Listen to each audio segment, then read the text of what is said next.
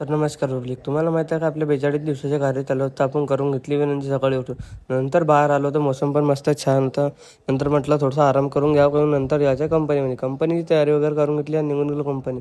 तुमच्या भाजी fan following जास्त आहे म्हणून जिथं तिथं कोणी ना कोणी भेटतच राहते. नंतर रात्री उचलून घेऊन गेलो कंपनीमध्ये. कंपनीमध्ये गाडी घेतली आणि निघून गेलो नागपूरसाठी. आज जायचं होतं वाडीला, तर वाडीसाठी पटापट निघून गेलो.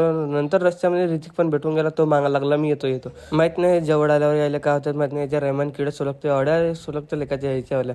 नंतर मग पटापटा निघून गेलो वाडीसाठी. ना एकाच गाडीने आपल्या रांगात 2 गाड्या होत्या.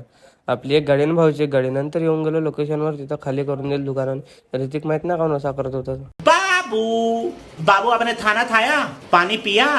कप्पी गोली जाय लेकाची आहे. नंतर मग भाऊ गाडी वगैरे खाली करत होता. आपल्याला हात लागायला माहित नव्हतं. कारण त्या मिठाच्या बोर होता. नंतर मग आपली बी गाडी खाली करत होती. थोड्यात भाऊ घेत होता. त्याची मजा भका खालता फेकत होता आणि याला खालतून उचलायला लावत होता. नंतर आपल्याला काही सुखानं बसून होत नव्हतं. मग पटापटा गाडी खाली करतो तेवढं ऋतिकलाही बोलून गेली. ज्याला बिचारा ऋतिकलाही कामाला लावणं कसं आहे. आपण नेऊन ना त्याला कामाला नाही लावून म्हणलं खूपच झालं. वरचं चढवून दिलं तर हाच होता पोट्टा लेखायचा. नंतर मग हे बसले जेवण करायला आणि आम्ही बसलो होतो इकडं. त्याची मजा आवडत होतो. डब्बाही ना खोलतात कारण नुसत्या हाचत होत्या पोट्टे लेखायच्या.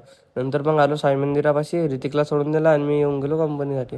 कंपनी झाल्यावर हे माहीत झालं का आज बी गाडी डबल भरताय म्हणून. डबल भर म्हणजे आज नाही उद्यासाठी. तर नंतर मग गाडी वगैरे भरून घेतली आणि देऊन दिली त्याच्या हातात चाबी अर्ध्याच्या हातात. नंतर मग त्याला गाडी वगैरे आणायला लावली. मी येऊन गेलो ऑफिसमध्ये. ऑफिसमधून कागद वगैरे घेऊन मी निघून गेलो घरच्यासाठी. तर पब्लिक यासाठी एवढंच, भेटून नेक्स्ट ब्लॉगमध्ये.